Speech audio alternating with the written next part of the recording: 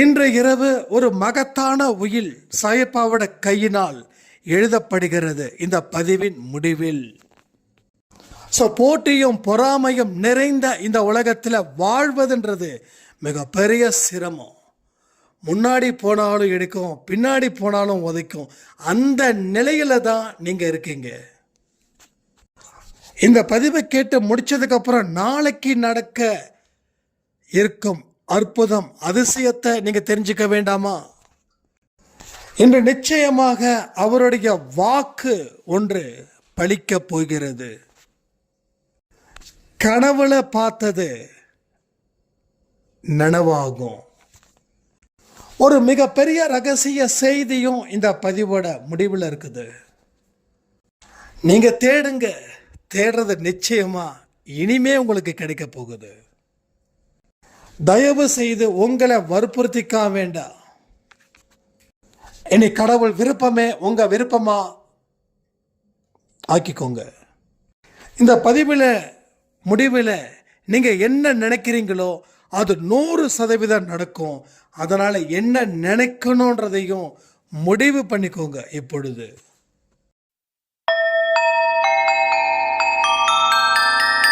ஓம் சாயிரா சாயிரா, ஓம் சாயிரா சாயிரா, ஓம் சாயிரா சாயிரா, அன்பே சாயிரா, பேரன்பே சாயிரா, அகிலம் தளிக்க ஆத்மா விழிக்க அனுதினம் சாயிரா, எங்கள் அன்பே சாயிரா.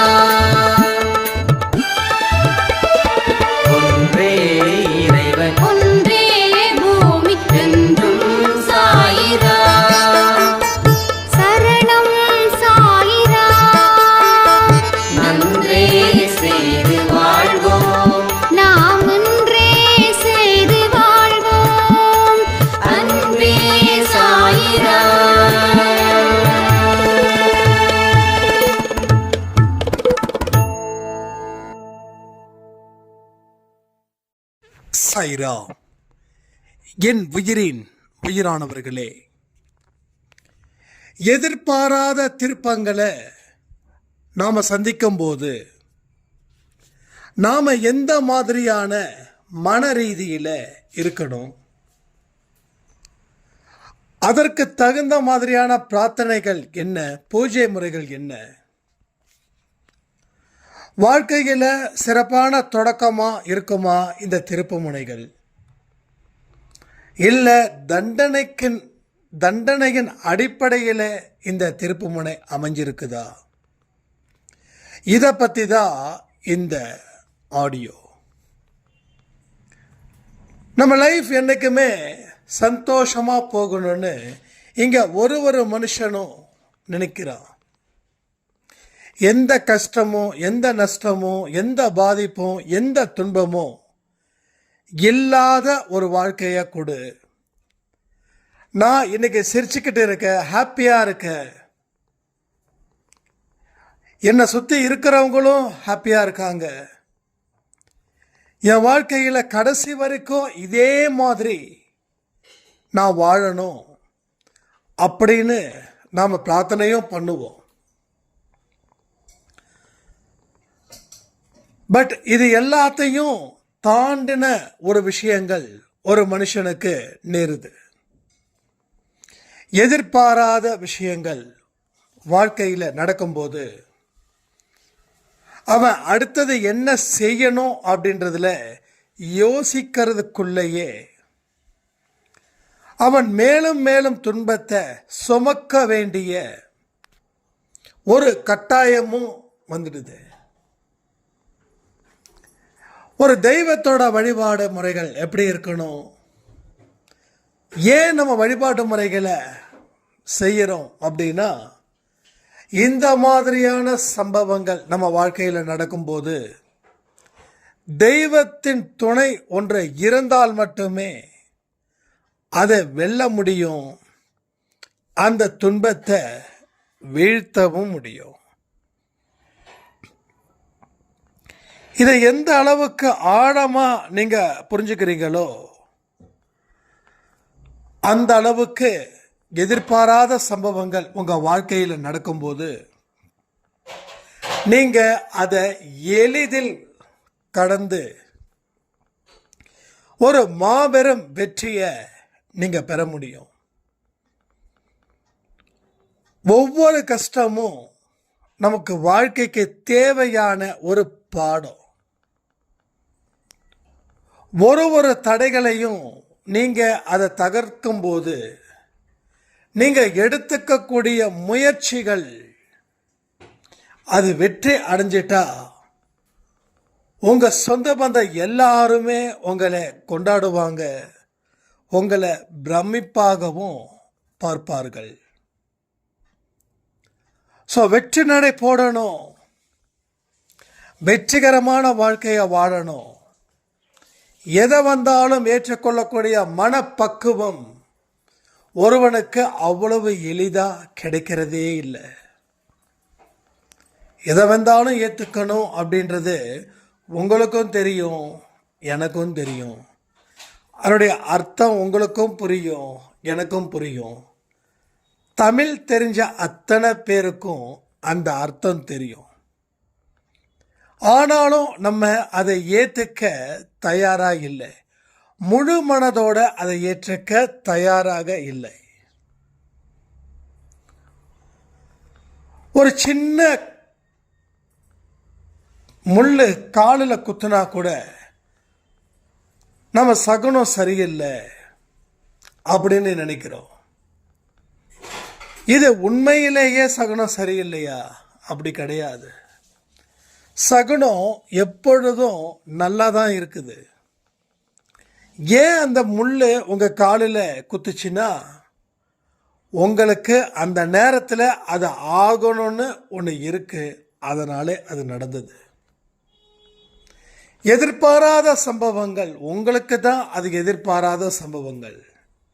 ஆனால் கடவுளுடைய கணக்கின்படி, கடவுள் வைத்திருக்கக்கூடிய அக்கௌண்ட்ஸ் நோட்டில் இருக்கக்கூடிய கணக்கின்படி இது இந்த நேரத்தில் நடக்கணும் அப்படின்னு ஒன்று இருக்குது, அது நடந்துச்சு. ஸோ நீங்கள் எதிர்பார்க்கலை அப்படின்னா அது உண்மைன்னு நீங்கள் நினச்சிடாதீங்க. நாம் கண்ணை இறுக்கமாக மூடிக்கிட்டா இந்த உலகமே இருட்டு ஆயிடுமா என்ன? ஸோ உங்களுக்கு நினைக்கிறதெல்லாம் இந்த உலகத்துக்கு நினைச்சிருமா? இல்லை. அப்போது எதிர்பார்த்த ஒரு விஷயங்கள் தான் இங்கே நடந்திருக்குது. அப்போ என்ன நடந்தாலும் ஏது நடந்தாலும் நம்மளுடைய மனநிலை எப்படி இருக்கணும் அதை நீங்கள் தெரிஞ்சுக்கணும்ல. இது கடவுளுடைய ஆசீர்வாதத்தால் இது நடந்துச்சு. அதனால் கடவுளுக்கு நான் இந்த துன்பத்திலையும் நன்றியை மட்டும்தான் சொல்லுவேன். இந்த நன்றியை நான் சொல்கிறதால நான் ஒன்றும் கஷ்டப்பட போவது இல்லை. தெய்வத்தோட துணை இருக்கிறதால தான் மிகப்பெரிய ஆபத்து வந்திருக்கக்கூடிய எனக்கு இந்த சின்ன ஆபத்தோட வந்து சேர்ந்துச்சுன்னு உங்கள் மனசுக்குள்ள நீங்கள் சொல்லுங்கள். வந்த துன்பம் கூட உங்களை எதுவும் செய்யாமல் தலை குனிஞ்சு வைக்கப்படும். அந்த துன்பத்துடைய பலம் குறையும். துன்பமில்லாத வாழ்க்கை வாழணுன்றது தான் என்னோட விருப்பம். ஆனால் துன்பம் வந்தால் வாழவே கூடாதுன்னு நினச்சிடவே கூடாது. ஒரு துன்பமும் உங்கள் அறிவை, உங்கள் மனதை முதிர்ச்சி ஆக்க வேண்டியது தான், பக்குவம் வாய்ந்தது. பக்குவத்துக்காக தான் இவ்வளவு தோல்விகள். உங்களை கடவுள் என்ன பண்ணுறாரு? செதுக்கிறாருன்னு அர்த்தம். நான் அவரை வணங்கும் போதெல்லாம் எனக்கு துன்பங்கள் வருதே தம்பி, நான் என்ன செய்யறதுன்னு தெரியல. என் சக்திக்கு மீறி நான் போராடிக்கிட்டு இருக்கேன். என் சக்தியை மீறி நான் அவரை வணங்கிக்கிட்டு இருக்கேன். இந்த நிமிடம் வரைக்கும் அவரை தான் மனசில் தாங்கிக்கிட்டு நிற்கிறேன். ஆனால் என்னுடைய துன்பத்தை அவர் குறைக்கிற மாதிரியே தெரியலையே. உண்மையிலேயே என்னதான் நடக்குது எனக்கும் சாயப்பாவுக்கும் அப்படின்னு ஒரு சாய்ராம் ஒரு பெரிய கொஸ்டின் கேட்டிருந்தாங்க. ரொம்ப அருமையான அற்புதமான ஒரு கொஸ்டின் தான் அவங்க கேட்டது. உண்மையிலே சொல்ற, நமக்கும் சாயப்பாவுக்கும் என்னதான் இந்த நிமிடம் நடக்குது? என்னைக்காவது இந்த மாதிரி தனிப்பட்ட முறையில் கேள்விகளை நீங்கள் கேட்டிருக்கீங்களா? அந்த அம்மா கேட்டது போல நான் பல வருஷத்துக்கு முன்னாடி இந்த மாதிரி கேள்வியை கேட்டிருக்கேன். நான் இந்த உலகத்தில் பிறந்து வாழ்ந்து வளர்ந்துக்கிட்டு இருக்கேன்.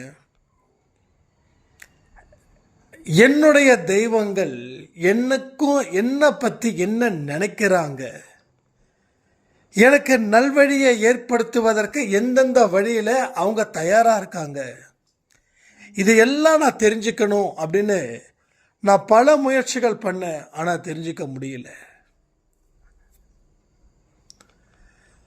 அப்போ தெரிஞ்சிக்க முடியாது அப்படின்றது எதுவும் இல்லை. மனசும் அறிவும் முதிர்ச்சி அடையணும்.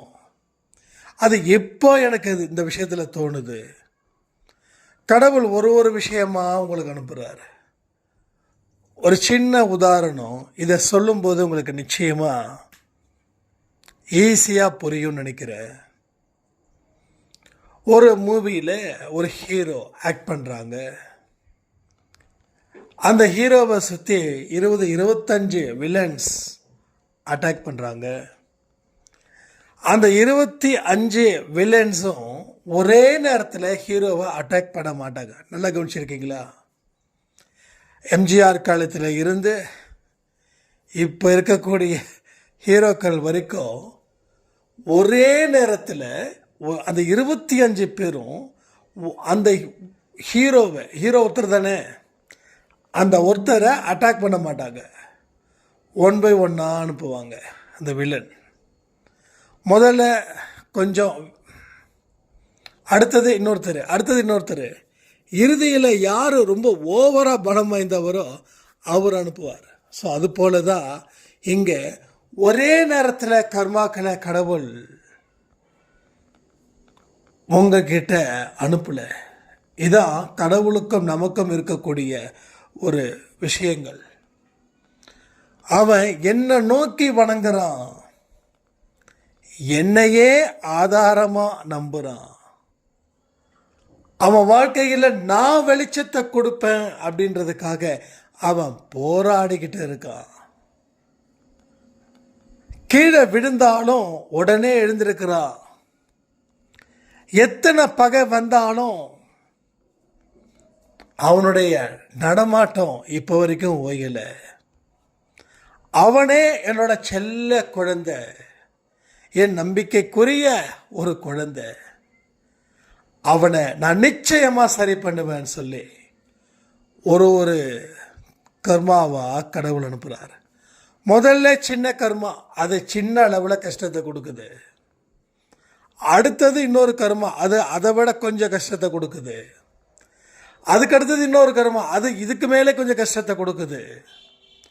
கடைசியில் 10 கர்மானா அந்த 10 கர்மாவும் ஒரு கஷ்டத்தை கடக்கும்போது இன்னொன்று வருது, அதையும் கடக்கும்போது இன்னொன்று வருது, அதையும் கடக்கும்போது இன்னொன்று வருது. மொத்தம் 10ஐயும் கடந்தாச்சு. இப்போ உன் வாழ்க்கையில் எத்திசையிலும் உனக்கு வெற்றியை அவர் வழங்கிட்டாரு, அவர் கொடுத்துட்டாரு. So this is a fact, this is a real. அப்போ ஒரு கஷ்டம் வரும்போதே நான் பயந்துட்டேன் அப்படின்னா மீதி இருக்கக்கூடிய 9 கஷ்டமும் அங்கே தான் நிற்கும். அந்த 9 கஷ்டம் எப்போ உங்களுக்கு கிளியர் ஆகும்னா, இந்த கஷ்டத்தை நீ கடந்துடு, உன்னுடைய நம்பிக்கையை வச்சு அதை ஜெயிச்சிடு. அப்போதான் அடுத்ததுக்கு நீ வருவ. அது முடிஞ்சதுக்கு அப்புறம்தான் அடுத்ததுக்கு நீ வருவ. அதுவும் முடிஞ்சதுக்கு அப்புறம்தான் அடுத்தடுத்து நீ வருவ. அப்போதான் நீ வாழ்க்கையில் வெற்றி பெறுவ. ஸோ இதான் 1 by 1 உங்களுக்கு சோதனை இதுக்கு தான் வருது.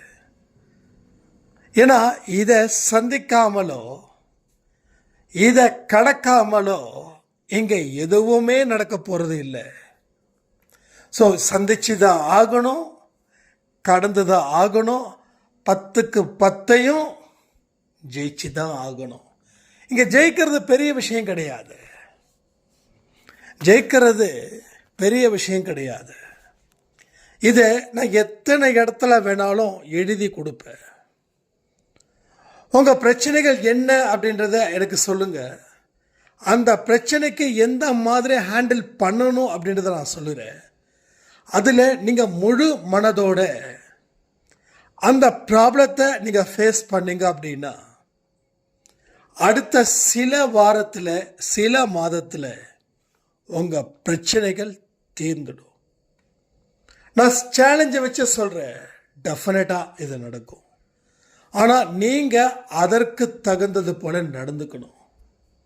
நான் எதுவுமே செய்ய மாட்டேன், என்னால் செய்ய முடியலன்னு வருத்தப்படாமல் நான் எல்லாமே செய்வேன் அந்த ஒரு நம்பிக்கையில் நீங்கள் ஒரு அடி எடுத்து வைங்க.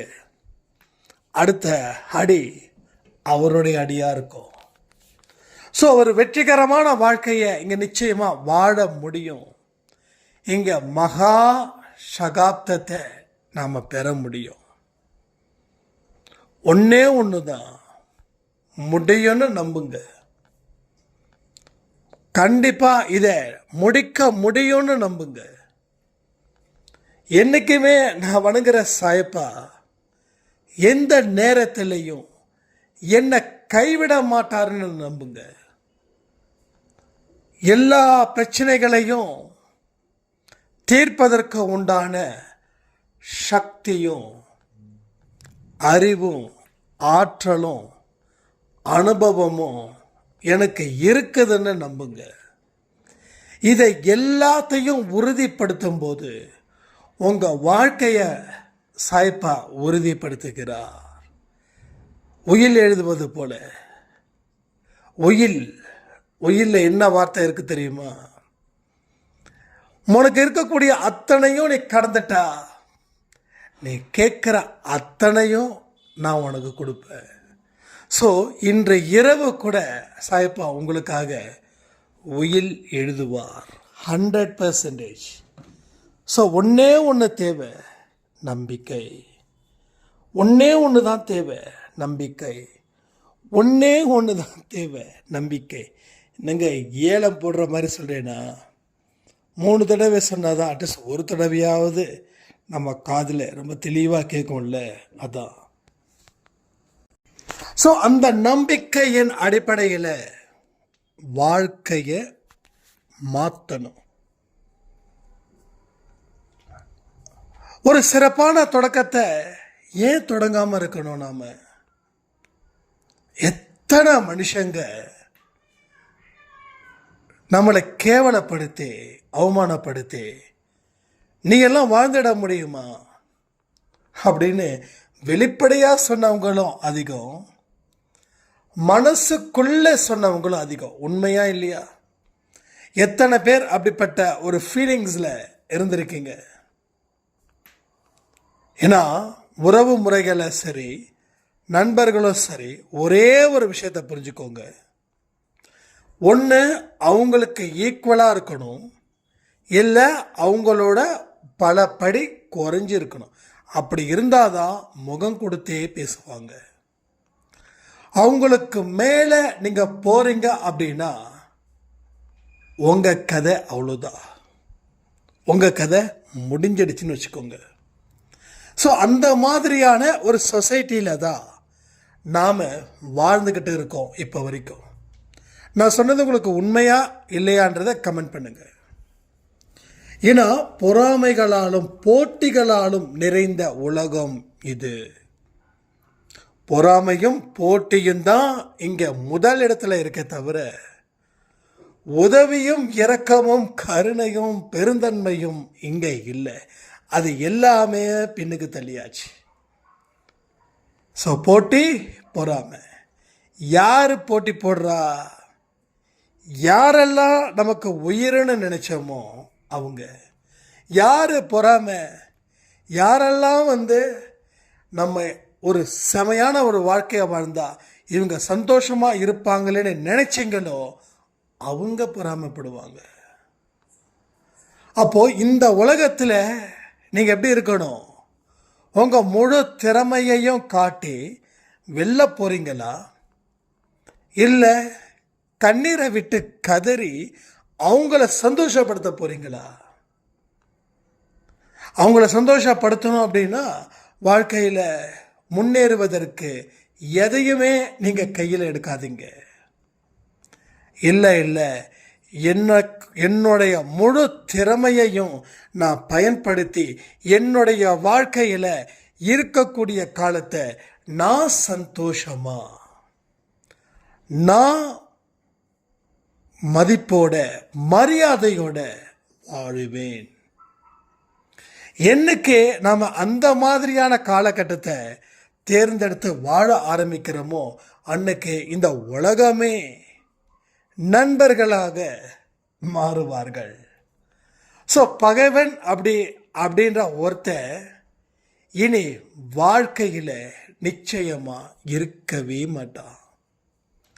ஸோ பகைவன் இல்லாத வாழ்க்கை, எதிரி இல்லாத வாழ்க்கை, சூழ்ச்சிகள் இல்லாத வாழ்க்கை வாழ உங்களுக்கு விருப்பமாக இருந்துச்சுன்னா தொடர்ந்து சாயப்பா என்ன சொல்ல வராரு, உங்கள் வாழ்க்கையை எப்படி வழிநடத்த போகிறாருன்றதை நீங்கள் தெரிஞ்சுக்க வேண்டாமா? தெரிஞ்சுக்கிட்டா தானே எல்லா இடத்துலையும் மீண்டு வர முடியும். இல்லைன்னா நம்மளை போட்டு அமுக்குன்னு அமுக்கிடாதா? ஸோ நல்லா யோசிச்சு நீங்கள் முடிவு பண்ணுங்க. ஒரே நாளில் முடிவு பண்ண வேண்டாம். பொறுமையோட நிதானத்தோட நீங்கள் முடிவு பண்ணுங்க. எந்த விஷயத்தை நீங்கள் செஞ்சாலும் யாருக்கும் தெரிவிக்காமல் செய்ய முயற்சி பண்ணுங்க. நிறைய பதிவில் சொல்லியிருக்க வேண்டாம். உங்கள் வெற்றியை உங்கள் வாயால் பேசக்கூடாது, உங்கள் செயல்களினால அதை பேசணும். மனதளவில் ஒரு வாழ்க்கையை ஏற்படுத்துங்க. அந்த வாழ்க்கையில் உங்களுடைய கஷ்டங்கள் இருக்கு இல்லையா, அதை ஒரு இம்பார்ட்டனான ஒரு ஆதாரமான ஒரு கருவை உருவாக்குங்க. இந்த கஷ்டத்துக்கு காரணம் என்ன கண்டுபிடிங்க. இந்த கஷ்டத்தை எப்படி அதில் இருந்து மேல முடியும், அதற்கு என்னென்ன வழிகள் எல்லாம் இப்போ ஓப்பனிங்கில் இருக்குது, எந்தெந்த வழிகள் எல்லாம் க்ளோஸில் இருக்குது அப்படின்னு பிரித்து பாருங்க. கடவுள்கிட்ட சொல்லுங்க, எந்தெந்த வழியெல்லாம் எனக்கு ஓப்பனாக இருக்குதோ அந்த வழியில் பயணம் செய்ய போகிற எனக்கு நீங்கள் தான் உதவணும்னு சொல்லி ஒரு பெரிய கும்பிடு போட்டு உங்களுடைய பயணத்தை ஆரம்பிங்க. க்ளோஸ் பண்ண பகுதிகளை தயவு செய்து கடவுள்கிட்ட கேட்காதீங்க, இதை திறந்து விடுங்க. கடவுள் இந்த எது உங்களுக்கு ஓப்பன் பண்ணப்பட்ட கதவோ அந்த கதவுல பயணங்கள் செய்யும்போது ஏற்கனவே அடைக்கப்பட்ட கதவுகளும் நிச்சயமாக திறந்தே தீரணும். அதில் எந்த கன்ஃபியூஷனும் வேண்டாம். ஸோ டெஃபினட்டாக எல்லா டோரும் என்ன ஆகும், ஓப்பன் ஆகும். ஸோ என்ன இருக்குதோ அதுக்கு நன்றி சொல்லுங்க. இல்லாததை பற்றி கடவுள்கிட்ட கேட்காதீங்க. கடவுள் தெரிஞ்சே தான் கொடுத்துருக்காரு. என்ன கொடுக்கணுமோ அதை கடவுள் தெரியாமல் இல்லை மறந்து கொடுக்காம ஒன்றும் இல்லை. ஸோ கொடுத்ததுக்காக நன்றிகள் சொல்லி அதில் உங்கள் கவனத்தை வைங்க. பயணத்தை ஸ்டார்ட் பண்ணுங்க. எவ்வளவு பெரிய இடைஞ்சலுக்கு வந்தாலும் சரி, நீங்கள் அந்த பயணத்தை ஒரு காலம் நிறுத்தவோ இல்லை திருப்பி போகவோ கூடாது. இது எல்லாமே நீங்கள் உறுதிப்படுத்தக்கூடிய வார்த்தைகள். நீங்கள் எந்தெந்த வார்த்தைகளை அவர்கிட்ட உச்சரிக்கிறீங்களோ அது எல்லாமே உறுதிப்பட்டவைகளாக இருக்கட்டும். திருப்பி மறுபடியும் ரீகன்சிடர் பண்ணக்கூடிய ஒரு இடத்துல இல்லாதது போல பார்த்துக்கோங்க. ஸோ எல்லாரும் மாறணும் அப்படின்றத தாட்டை தாண்டி நீங்கள் மாறி உங்கள் பயணத்தை நீங்கள் தொடங்குங்க. உங்கள் பயணம் வெற்றிகரமான பயணமாக மாறும்போது நீங்கள் யார் மாறணும் அப்படின்னு நினைச்சீங்களோ அவங்களும் உங்களுடன் பயணிப்பார்கள். அவங்க பயணிச்சு தான் ஆகணும், வேற வழி இல்லை. ஏன்னா அவங்க பயணிக்கல அப்படின்னா அவங்களுக்கு ஆபத்து கட்டம் வராதா? எந்த மனுஷன்தான் ஆபத்தை மகிழ்ச்சியோட ஏற்றுப்பான்? அப்போ யாரா இருக்கட்டும், உங்களுடைய எதிரிகளே கூட ஒரு பிரச்சனை வந்துருச்சுன்னா நிச்சயமா உங்க காலடியில் விழுந்து வணங்கி என்னை காப்பாத்துன்னு சொல்லுவாங்க. ஏன்னா எல்லோருக்கும் ஆபத்து அப்படின்றது ஒரு மிகப்பெரிய ஒரு சவால். சந்திக்க மாட்டாங்க, பயப்படுவாங்க. அந்த ஆபத்தில் சிக்கிக்கிறதுக்கு நான் பேசாமல் அவங்கக்கிட்டேயே நான் சரண்டர் ஆகிடலாமே, அந்த மாதிரியான ஒரு மைண்ட் அவங்களுக்கு நிச்சயமாக இருக்கும். அதனால் எதை பற்றியும் கண்டுக்காம எதற்காகவும் வருத்தப்படாம ஆக வேண்டிய காரியத்தை மட்டும் நீங்க பாருங்க. இது ஒரு அற்புதமான நேரம், நிச்சயமா சொல்றேன். இது ஒரு அற்புதமான நேரம். இது உங்க வாழ்க்கைக்கே ஒரு அதிசயமான நேரம். அற்புதமான நேரம், அதிசயமான நேரம். இந்த நேரத்தில் சில விஷயத்தை நீங்க துவங்கிட்டீங்க அப்படின்னா பல நல்ல விஷயங்கள் உங்கள் வாழ்க்கையில் நடந்தே தீரும்.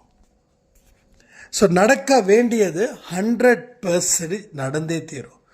அது கொஞ்சம் லேட் ஆகலாமே தவிர நடக்காமல் போகாது. ஸோ லேட் ஆகும். என்ன ஆகுது, தாமதப்படுத்தும் போது உங்கள் மனசில் ஒரு விதமான அவநம்பிக்கை வந்துடுது. அந்த அவநம்பிக்கையோட வெளிப்பாடு தான் வாழ்க்கையில் விரக்தி. ஸோ விரக்தியனால வாழ்க்கையில் வெல்ல முடியாது. பட் எதனால் வெல்ல முடியும் தெரியுமா? அன்பு அப்படின்ற ஒரு விஷயத்தால் மட்டும் இந்த வாழ்க்கையை நீங்கள் வெல்ல முடியும், வென்றெடுக்க முடியும். நீங்கள் யாருன்னு உலகத்துக்கு காட்ட முடியும். பின்னாடி இருந்து இயக்குபவர் யாரு?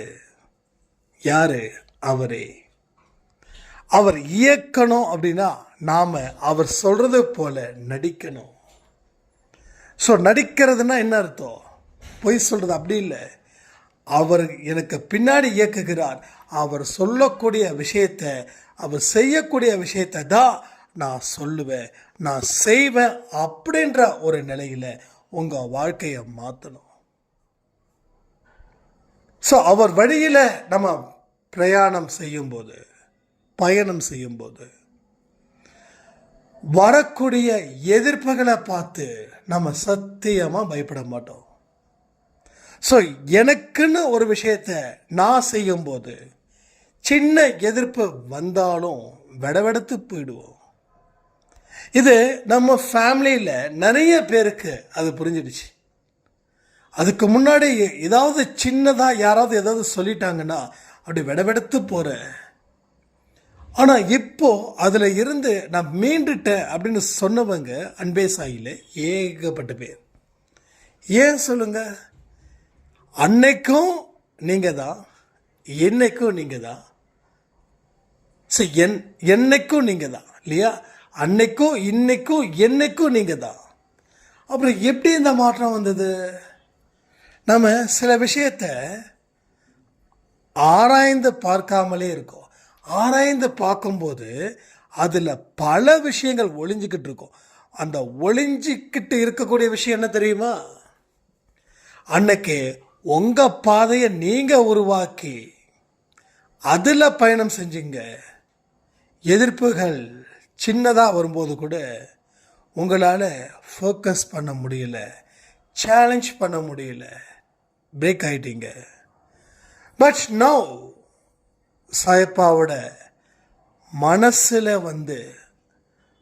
வாழ்ந்துக்கிட்டு அவர்தான் என்னுடைய இறுதி நம்பிக்கை அப்படின்னு ஒரு விஷயத்தை வச்சது மட்டும் இல்லாமல் அதை செயல்படுத்தினீங்க பாருங்க.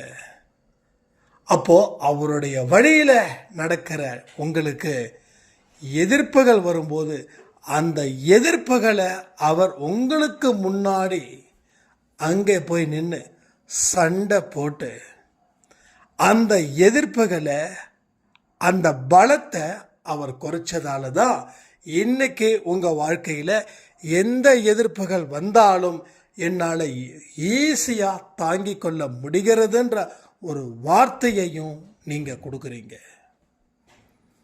ஸோ இதுதான் ரியல் ஃபேக்ட், வேற ஒன்றுமே இல்லை. நான் சொன்னதால் நீங்கள் அப்படியே ஏற்றுக்கணும்னு நான் என்னைக்கும் சொல்ல மாட்டேன். பட் அதனுடைய ரியாலிட்டியை கண்களை மூடி ஃபீல் பண்ணுங்க.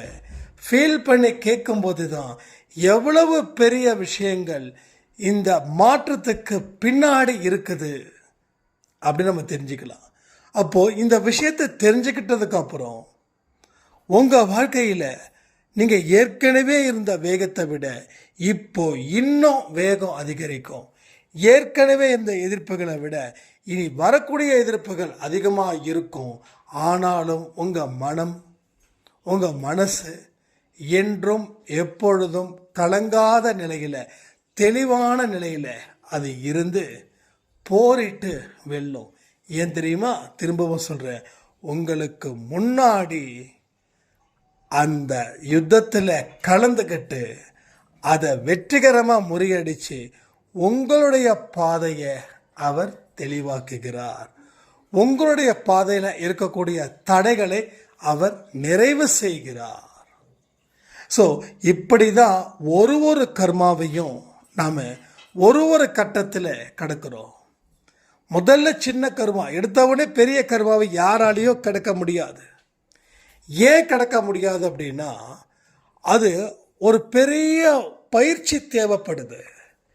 அப்போ சின்ன கர்மாக்கள், அந்த கர்மாக்களை உள்ளே விட்டு அதை கடக்கிறதுக்கு உண்டான ஆற்றலையும் சக்தியையும் நம்பிக்கையும் கொடுத்து அதை கடக்க வச்சு அடுத்த கர்மாவை ஏற்படுத்தி அதையும் கடக்க வச்சு கடைசியில் மிகப்பெரிய கர்மாவையும் கடக்க வைப்பார். இது நிச்சயமான உண்மை. அப்போ எதை பற்றியும் கவலை வேண்டாம். எதை பற்றி நாம் அதிகம் நினைக்கணும் இந்த டைமில் அப்படின்னா, என்னால் வாழ முடியும், என்னால் ப்ராப்ளத்தை சால்வ் பண்ண முடியும், என்னால் நல்வழியில் நடக்க முடியும், என்னால் அதிசயத்தையும் அற்புதத்தையும் பெற முடியுன்ற நம்பிக்கையோட உங்கள் பயணத்தை நீங்கள் தொடங்கணும். நாளைக்கு பயணத்தை தொடங்கிடலாமா? நாளைக்கு சூப்பர் டே இல்லை, சாயப்பாவோட டே இல்லை. ஸோ அந்த டே ரொம்ப பிளஸ்ட். ஸோ என்ன தொடங்கணும், என்ன பயிற்சி, அதெல்லாம் இல்லை. இந்த ஆடியோவில் என்ன கற்றுக்கிட்டீங்களோ, எதை செயல்படுத்த போகிறீங்களோ அதுதான். ஸோ இதுக்கு முன்னாடி இருக்கக்கூடிய பயிற்சிகள் வேறு, இப்போ இருக்கிற பயிற்சிகள் நீங்களாக ஏற்படுத்திக்கோங்க. என்னென்னலாம் உங்ககிட்ட இல்லையோ அதை எல்லாம் தேடுங்க, தேட ஆரம்பிங்க. ஸோ உறுதியாக தேடுங்க. பெற்றுக்கொள்வோன்ற அடிப்படை நம்பிக்கையில் அதை தேடுங்க. ஸோ தேடுனா டெஃபினட்டாக கண்டெடுவீர்கள். ஸோ பைபிளில் சொன்ன போல, தட்டுங்கள் திறக்கப்படும், கேளுங்கள் கொடுக்கப்படும், தேடுபவர்கள் நிச்சயமாக கண்டெடுக்கப்படுவார்கள். கடவுளோட வார்த்தை இப்பயோ சொல்கிறேன். காலையில் கொடுத்த ஆடியோவை எத்தனை பேர் கேட்டீங்கன்னு தெரியாது. ஸோ கடவுளோட வார்த்தை ஒவ்வொன்றும் உங்களுடைய உயிர் நாடியாக, உங்கள் ஹார்ட் பீட்டாக இருக்கணும். ரைட்டா? ஹார்ட் பீட்டாக இருக்கணும். இது நான் கதை விடல, கடவுள் சொன்ன வார்த்தைகளை உங்ககிட்ட சொல்கிறேன். நான் என்னுடைய கற்பனைகளை அளந்து விடலை. எதுவுமே என்னால் கற்பனை செய்யலை. எல்லாமே கடவுளோட வார்த்தைகள் தான். நான் இங்கே சொன்னதில் இது வரைக்கும் உங்களுக்கு ஏதாவது உடன்பாடு இல்லைன்னா யோசிச்சு பாருங்கள். அது நீங்களே சொல்லுங்கள் கமெண்டில், தப்பே கிடையாது. இல்லைங்க, இது ஆன்மீகத்துக்கு எதிரானது, இதனால் எந்த விதமான பிரயோஜனமும் இல்லை சொன்னாலும் நான் ஏற்றுக்கிறேன். ஆனால் அதுக்கு உண்டான காரணமும் எனக்கு தேவை. நான் ஏன் சொல்கிறேன்னா, 100க்கு 100 இது கடவுளால் உரைக்கப்பட்ட ஒரு வார்த்தைகளை தவிர இது மனிதனால் உரைக்கப்பட்டவைகளே கிடையாது. ஸோ அந்த தெளிவு எனக்கு இருக்கிறது. அந்த தெளிவின்படி நம்ம வாழ்க்கையை வாழணும், வெல்லணும். ஸோ வெல்வதற்காகத்தான் இங்கே நம்ம படைப்பு. அப்போது பிரச்சனைகள் 1000 வரும். அந்த 1000த்தையும் ஃபேஸ் பண்ணால் மட்டும்தான் நீ தனி ஒருவனா வெல்ல முடியும். நீ தனி ஒருவனா இந்த இடத்துல வெற்றி கொடியை கட்ட முடியும். அது உனக்கு மட்டும் இல்லை, உன்னை படைச்சவனுக்கே அது பெருமை சேரும். ஸோ படைத்தவனுக்கு பெருமை சேர்க்க இங்கே எத்தனை பேர் தயாராக இருக்கீங்கன்றதை கமெண்ட் பண்ணுங்க. படைத்தவனுக்கு பெருமை சேர்ப்பேன், படைத்தவனுக்கு.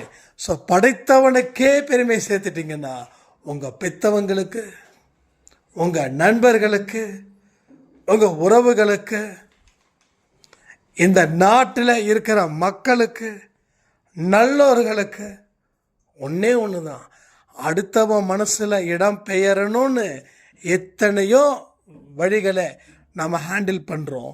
எத்தனை வழிகளிலோ நாம் பெரிய அளவில் பிரச்சனைகளை ஹேண்டில் பண்ணிகிட்டு இருக்கோம். ஆனால்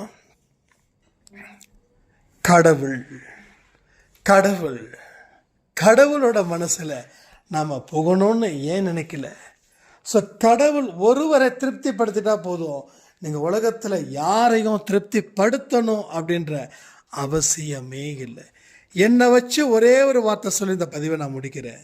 இது வரைக்கும் மற்ற மனிதர்களை திருப்திப்படுத்தணும் அப்படின்னு என்னுடைய கேரக்டர்ஸை நான் என்னைக்கும் வலுக்கட்டாயமாக மாற்றிக்கிட்டதே இல்லை.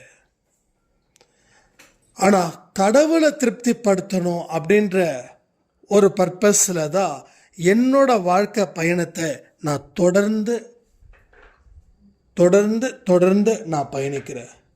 ஸோ அந்த பயணம் செய்யும்போது எல்லோருக்கும் ஒரு பெருமையாக இருக்கிறது போல் என்னுடைய வாழ்க்கையையும் அது ஆட்டோமேட்டிக்காக மாற்றுது. அந்த ரகசியத்தையும் உங்ககிட்ட சொல்லிட்டேன். இனி யாரை திருப்திப்படுத்துறதுக்கான இந்த வாழ்க்கையை வாழ போகிறீங்கன்றதை நீங்கள் யோசித்து முடிவு பண்ணுங்கள். ஸோ எல்லோருடைய வாழ்க்கையிலையும் மிகப்பெரிய அற்புதங்களும் அதிசயங்களும் நிறைஞ்சிருக்குது. அது ஏன் கைக்கு சேரலைன்னா அது மறைஞ்சிருக்குது. ஸோ மறைக்கப்பட்டதை நீங்கள் தான் கண்டுபிடிக்கணும். தேடுனா அதே இடத்துல தான் இருக்கும், தேடலைன்னா உங்களால் கண்டுபிடிக்கவே முடியாது. ஸோ தேட முயற்சி பண்ணுங்க, வாழ முயற்சி பண்ணுங்க. ஆரம்பத்தில் இது மிகப்பெரிய சவாலாக இருக்கும். ஆனால் போக போக இது மிக எளிதான ஒரு விஷயமா உங்கள் மனசுக்கு கடவுள் கொண்டு சேர்ப்பார். அளவில்லாத ஆனந்தத்தையும் சந்தோஷத்தையும் நம்ம அன்பே சாய் குடும்பம் பெறணும்னு சொல்லி இந்த பதிவை நான் முடிக்கிறேன். ஜெய் சாய்ராம். ஓம் சாயிரா.